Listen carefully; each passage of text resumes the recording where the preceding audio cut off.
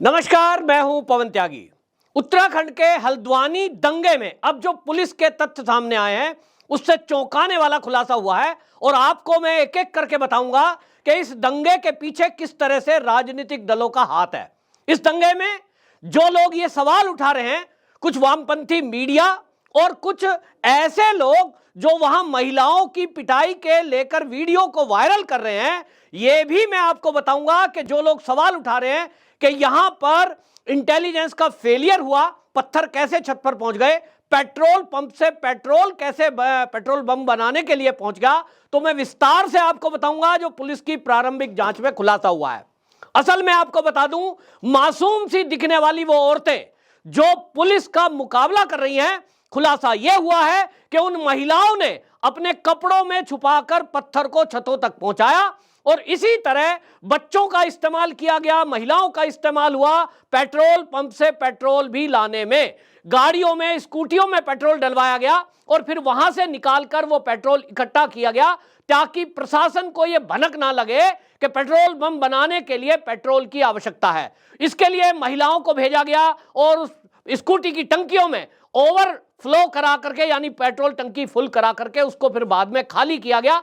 ये कुछ खुलासे हो रहे हैं, यानी इस दंगे के लिए पूरा एक षड्यंत्र रचा गया, एक योजना बनाई गई कि किस तरह से अतिक्रमण हटाने वाली जो टीम आएगी उसको घेर कर मारना है, पुलिस कर्मियों को मारना है और यहां तक कि उनके हथियार छीनने की भी योजना बनाई गई थी। ऐसा प्रारंभिक जानकारी से पता लग रहा है कि अगर पुलिस प्रोटेक्शन थाने में ना होती, ये तो वहां की जो डीएम है उनकी दूरदर्शिता थी कि उन्होंने अधिकारियों को थाने में डटे रहने के लिए कहा था और एक पुलिस की हथियार बंद टुकड़ी थाने की रक्षा में लगी हुई थी जो रिजर्व में पुलिस रखी गई थी, नहीं तो थाना लूट लिया जाता, असला लूट लिया जाता और फिर उन गोली और बंदूकों के सहारे हिंदुओं का नरसंहार करने की पूरा षड्यंत्र और योजना इन दंगाइयों की थी। ये जो खुलासा पुलिस की प्रारंभिक जांच में हुआ है, पूरी तह तक जाने के लिए आपको यह भी बताऊंगा कि कुछ राजनीतिक दलों के नेताओं का भी नाम आया है और सबसे ज्यादा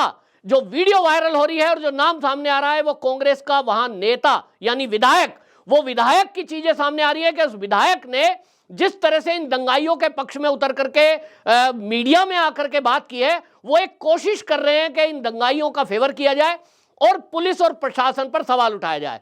इस मामले में समाजवादी पार्टी के नेताओं का भी एंगल सामने आया है। पुलिस ने सीसीटीवी फुटेज के आधार पर जिन लोगों को गिरफ्तार किया है उसमें समाजवादी पार्टी के एक नेता का भाई भी गिरफ्तार है। बाकी के चेहरों का मिलान किया जा रहा है। आने वाले समय में जो कुछ नाम सामने आ रहे हैं आपको मैं बताता हूं, उसमें एक है, आपको बताएं, मतीन सिद्दीकी, उसका भाई जावेद सिद्दीकी, उसको गिरफ्तार कर लिया गया है। यह समाजवादी पार्टी का नेता है मतीन सिद्दीकी। इसी तरह जो इस दंगे का मास्टरमाइंड है, जिसने महिलाओं का यूज किया, बच्चों का यूज किया, पत्थर कैसे इकट्ठे हों और पब्लिक को पता भी ना चले, पेट्रोल पंप से पेट्रोल कैसे छुपा कर लाया जाए, इसकी योजना बनाई। और यह भी अब चीजें पता लग रही हैं कि इसके लिए फंड भी जुटाया गया है, जो आगे आने वाले समय में पुलिस खुलासा करेगी कि किस तरह से इस टीम में जो घायल होंगे उनको पैसा दे दिया जाए, बाद में उनका पुलिस में केस भी लड़ाया जाए। जैसा शुरू में मैंने बताया था कि पीएफआई का एंगल आ रहा है, भले ही पीएफआई बैन हो गया, कुछ अधिकारियों को गिरफ्तार कर लिया गया, लेकिन अभी भी वो एक्टिविटी जारी है और इस एक्टिविटी में समाजवादी पार्टी के नेता, कांग्रेस के नेता, ये सब एक्टिव हैं और इन सब की कोशिश थी कि किस तरह से उत्तराखंड में जो धामी सरकार यानी पुष्कर सिंह धामी जो मजारों के खिलाफ, अवैध मजारों के खिलाफ, अवैध अतिक्रमण के खिलाफ और घुसपैठियों के खिलाफ जो कार्रवाई कर रहे हैं, इनको लग रहा था कि किसी तरह से पुलिस को हतोत्साहित किया जाए, धामी की सरकार को बदनाम किया जाए और इसलिए इन्होंने योजना बनाई कि अगर पुलिस पे हमला कर दें, पुलिस कर्मियों में 10-20 लोगों को जान से मार दिया जाए, उनकी हत्या कर दी जाए, तो बाकी लोगों का हौसला पस्त हो जाएगा और नेक्स्ट टाइम कोई भी इन बांग्लादेशी घुसपैठियों के अतिक्रमण को हटाने की हिम्मत नहीं करेगा। एक स्थानीय निवासी हैं, आपको बता दूं, दीपांशु, उन्होंने बाकायदा मीडिया में आकर के ये जानकारी दी है और उन्होंने कहा कि मैंने खुद सुना है कि पुलिस वालों को मार दो तो बाकी किसी की हिम्मत नहीं होगी, आगे से कोई इधर का रुख नहीं करेगा। वहां एक बांग्लादेशियों की बस्ती भी 5 जन की टीम ने दिखाई है और उसमें वीडियो में साफ साफ देखा जा सकता है कि एक बड़ी बस्ती बांग्लादेशी घुसपैठियों की बसी हुई है। उन्हीं बस्तियों में ये सब पत्थर इकट्ठे किए गए थे और थैलों में भर भर के, और उन्होंने अपने कपड़ों में, जैकेटों में भर भर के ये महिलाओं को आगे करके पुलिस पार्टी पर हमला किया। क्योंकि अगर पुलिस लाठीचार्ज करती है, पुलिस यदि बल प्रयोग करेगी, गोली चलाएगी, तो उनमें से उनकी साजिश थी कि ये महिलाओं को गोली लग जाए, जिससे कि वो इंटरनेशनल लेवल पर मोदी सरकार और उत्तराखंड की धामी सरकार को बदनाम करें कि देखिए भारत के अंदर मुस्लिम महिलाओं पे बल प्रयोग हुआ, देखिए उत्तराखंड में भाजपा सरकार मुस्लिम महिलाओं को पीट रही है। और यही नैरेटिव आप देखें कि पिछले काफी दिनों से, आप ये चाहे मौलाना हो, कई ऐसे मौलाना हैं, उनके बयान सामने आ रहे हैं। अभी ओवैसी संसद में खड़ा होकर बोल रहे हैं कि ये जो बीजेपी सरकार है ये तो केवल हिंदुओं की सरकार है क्या, वो सवाल उठा रहा है। ओवैसी को ये नहीं पता है, पता अच्छे से है क्योंकि वो बहुत जाने माने वकील भी हैं, कि अयोध्या का फैसला सुप्रीम कोर्ट के फैसले के बाद निर्माण का काम शुरू हुआ है, अच्छे से पता है। लेकिन लोगों को भड़काना है, दंगे कराने हैं, बीजेपी सरकार को बदनाम करना है। लेकिन पुष्कर सिंह धामी ने बिल्कुल क्लियर कट मैसेज दे दिया है कि जो भी इसके पीछे साजिश करने वाले हैं, जो भी दंगाई हैं, बख्शा नहीं जाएगा। पुष्कर सिंह धामी ने एक घोषणा ऐसी कर दी है कि दंगाई कांप रहे हैं, गायब होने की कोशिश कर रहे हैं। हालांकि कर्फ्यू लगाया गया है, एक एक पर नजर रखी जा रही है, सीसीटीवी फुटेज खंगाली जा रही है।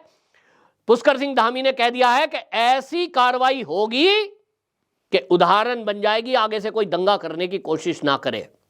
आखिरकार पुष्कर सिंह धामी से मुझे तो ये उम्मीद थी, क्योंकि पुष्कर सिंह धामी जिस धरती पर पैदा हुए हैं वो देवभूमि उत्तराखंड है, वहीं से तो योगी जी पैदा हुए हैं। तो यानी कि वीरों की भूमि, उस माटी के अंदर वीर पैदा होते हैं हमारे देश की रक्षा में। वहां के लाखों लोग सेना में है, शासन में है, प्रशासन में है। लेकिन उसी धरती पर कुछ गद्दार भी हैं जो राजनीतिक चोला पहने इन घुसपैठियों के पक्ष में खड़े हो जाते हैं।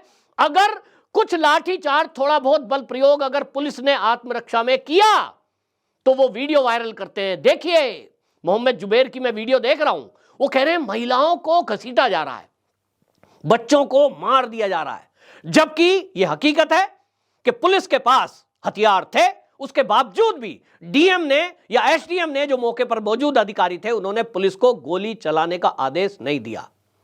यह आदेश कब दिया? वो डीएम साहिबा जो वहां की हैं, बाकायदा वंदना सिंह प्रेस कॉन्फ्रेंस में जानकारी दी उन्होंने कि किस तरह से जो भीड़ है उसको तितर बितर करने के लिए पुलिस केवल रक्षात्मक मोड में थी। जब उस पर पथराव किया गया, बदले में लाठीचार्ज हल्का किया गया। लेकिन जब थाने को घेर कर उसके अंदर जो एसडीएम बैठे थे, वहां जो पुलिस के बड़े अधिकारी बैठे थे, जब उनको जान से मारने का प्रयास हुआ और थाने के आसपास गाड़ियों में आग लगा दी, उनका दम घुटने लगा, तब बल प्रयोग हुआ है। तब भी गोली चलाने के आदेश नहीं दिए, केवल आत्मरक्षा में हवाई फायर हुए। ये सब चीजें सामने आ रही हैं। लेकिन हम देख रहे हैं कि राजनीतिक दल, खासतौर पे कांग्रेस, समाजवादी पार्टी, इसका नैरेटिव गढ़ने का काम कर रहा है। और यह हमेशा हर दंगे में होता है।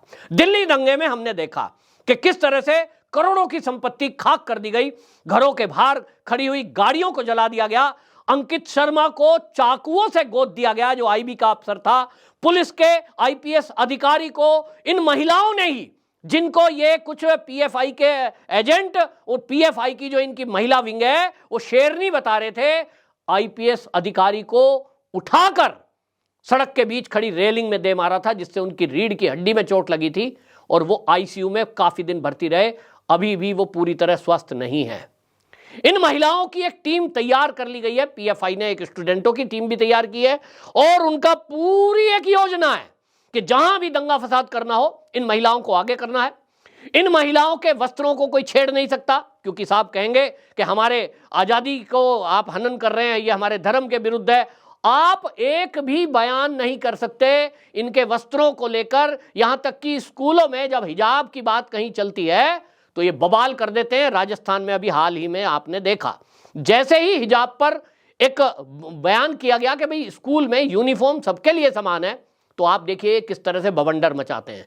क्योंकि कहीं ना कहीं इसी की आड़ में जब दंगा होता है ये बच निकलते हैं। इनके चेहरे नहीं पहचान पाओगे, भाई बुरखे में अगर चेहरा ढका है बताइए आप कैसे पहचानोगे? कोई टेक्नोलॉजी नहीं है कि जब पूरा शरीर ढका हुआ हो तो आप ये पहचान पाएं कि इस बुरखे के पीछे, इस हिजाब के पीछे कौन था। इतनी हाई टेक्नोलॉजी नहीं है और इसी का ये फायदा उठाते हैं और इन्होंने ये पैटर्न बना लिया। कश्मीर के आतंकवादियों के हमले में जब कभी वहां सेना उनका मुकाबला करती है तो ये महिलाओं की टीम आगे आकर पुलिस पर पथराव करती है और सेना पे पथराव करती है। दिल्ली के दंगे हुए तो ही ये शाहीन बाग बनाकर महिलाओं को आगे कर रहे थे।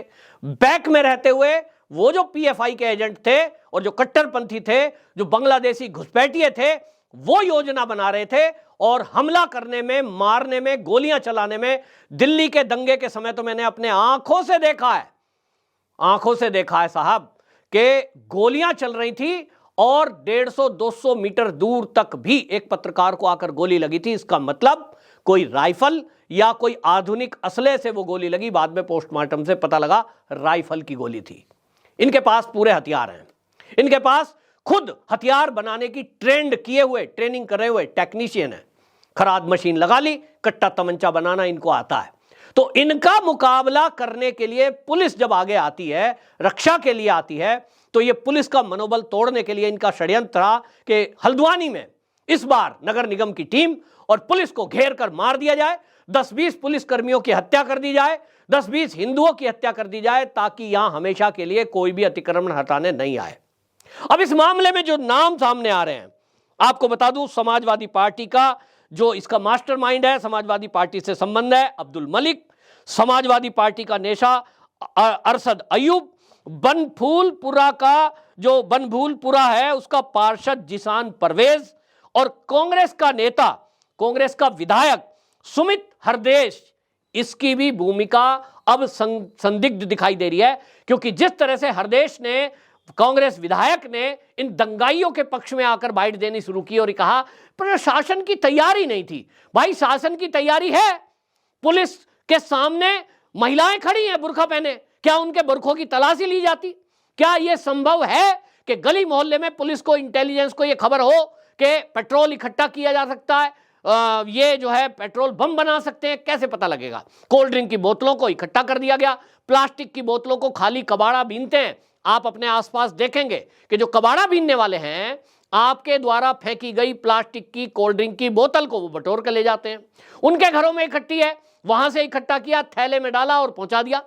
कश्मीर में हमने देखा है और कई जगह अब तो ये ट्रेंड बन गया कि छोटे छोटे बच्चों के बस्तों में स्कूल की यूनिफॉर्म पहनाई और बस्तों में पत्थर रख दिए, बस्तों में हथियार रख दिए, ड्रग भी रख दी और ये बोतलें रख दी और पहुंचा दी ठिकाने पर। और ये प्लान के साथ किया गया। और इसीलिए अब ये इस देश की पुलिस, सूचना तंत्र और उत्तराखंड की पुलिस को भी समझ लेना चाहिए कि दंगाइयों ने अपना ट्रेंड बदला है। पीएफआई ने अपनी जो फौज है, ये उसको फौज बोलते हैं, ये जो इन्होंने दंगाइयों की एक टीम बनाई है उसकी स्ट्रेटेजी बदली है। एक टीम इनकी सोशल मीडिया पर एक्टिव रहती है जो इनको विक्टिम कार्ड खेलने के लिए काम करती है। एक टीम बच्चों की बनाई है जिनके सहारे ये उनको पाठ पढ़ाते हैं, ब्रेन वॉश करते हैं और कहते हैं धर्म के काम में आप ये पत्थर हैं छत पे पहुंचा दो बैग में रखे, ये पेट्रोल की बोतल है इसको वहां पहुंचा दो, इस तरह का काम करा रहे हैं। ये सूचना मिली है। और महिलाओं की भी एक टीम बनाई गई है इसी तरह, जहां भी अतिक्रमण हटाने के लिए या किसी अपराधी को गिरफ्तार करने के लिए जब भी कभी पुलिस पहुंचेगी, ये महिलाएं आगे आकर पुलिस को गाली देंगी, फिर पुलिस पे हमला करेंगी और पुलिस ने अगर पलटकर जवाब देने की कोशिश की या बल प्रयोग किया तो इनकी टीम सी इस बात के लिए तैयार खड़ी रहती है मोबाइल लेकर कि वो वीडियो बनाई जाए, फोटो क्लिक की जाए ताकि पुलिस और सरकार को बदनाम किया जाए। इनकी योजना बहुत बड़ी है। ये पूरी तरह से देश का माहौल खराब करना चाहते हैं। कुछ मौलाना तौकीर रजा जैसे लोग इस देश में गृह युद्ध की तैयारी कर रहे हैं, युवाओं को भड़का रहे हैं। तो अब शासन और प्रशासन को इन पर कंट्रोल करने के लिए सख्त एक्शन लेने की जरूरत है और यह कानून बनाना पड़ेगा कि जो भी ऐसे दंगाइयों के पक्ष में बात बोले, उनके फेवर में पोस्ट करे, उनके फेवर में कोई फर्जी न्यूज बनाए, ऐसे लोगों पर जब तक एनएसए लगाकर जेल में नहीं डाला जाएगा, इस तरह के दंगे नहीं रुकेंगे। और ऐसे लोगों को विक्टिम कार्ड बताकर खेलने वाले लोगों को जब तक बंद नहीं किया जाएगा, इसकी पुनरावृत्ति को रोका नहीं जा सकता। हालांकि उत्तराखंड की धामी सरकार ने, पुष्कर सिंह धामी ने इस पर सख्त एक्शन लिया है, पुलिस को सख्त निर्देश है। लेकिन जिस तरह से उत्तराखंड की पुलिस के अधिकारियों के द्वारा ये चीजें हुई हैं, बिना तैयारी कहा जा रहा है जिसको, अब सख्ती करनी पड़ेगी और उन अधिकारियों की भी तलाश करनी पड़ेगी कि जिन्होंने इस तरह की जो इंटेलिजेंस इनपुट थी कि ऐसा हो सकता है, पथराव हो सकता है, पेट्रोल बम का इस्तेमाल हो सकता है, पब्लिक में मीटिंग्स हो रही हैं, एक बांग्लादेशी घुसपैठियों के अंदर तैयारियां चल रही हैं, इसके बावजूद भी उसकी तैयारी क्यों नहीं की, यह देखा जाएगा। हालांकि पुष्कर सिंह धामी इन सारे पहलुओं पर जांच कर रहे हैं, लेकिन यह पूरे देशवासियों को सतर्क रहने की आवश्यकता है। और मैं हर राज्य की और केंद्र की सरकार से भी कहना चाहता हूं, वो इस वीडियो के माध्यम से ये समझें कि जो हल्द्वानी में हुआ है, इसके पहले दिल्ली में हुआ, उसके पहले नूह में हुआ, सिंपल पैटर्न है। इनके पास आधुनिक हथियार पहुंच चुके हैं। नूह में भी 1-1 किलोमीटर दूर से गोली मारी गई, जिसमें लोग मरे हैं, घायल हुए हैं, और इसी तरह पथराव हुआ है। अब इनसे निपटने के लिए नए तरह का कानून, नई तरह की रणनीति बनानी पड़ेगी, वरना ये पूरे देश को जलाकर राख कर देंगे, ऐसी इनकी योजना है। खुलकर ये बोलते हैं कि मैं, मौलाना तौकीर रजा का बयान किसको ध्यान नहीं है, वो कह रहा है मैंने युवाओं को रोका हुआ है, वरना इस देश में जलजला आ जाएगा।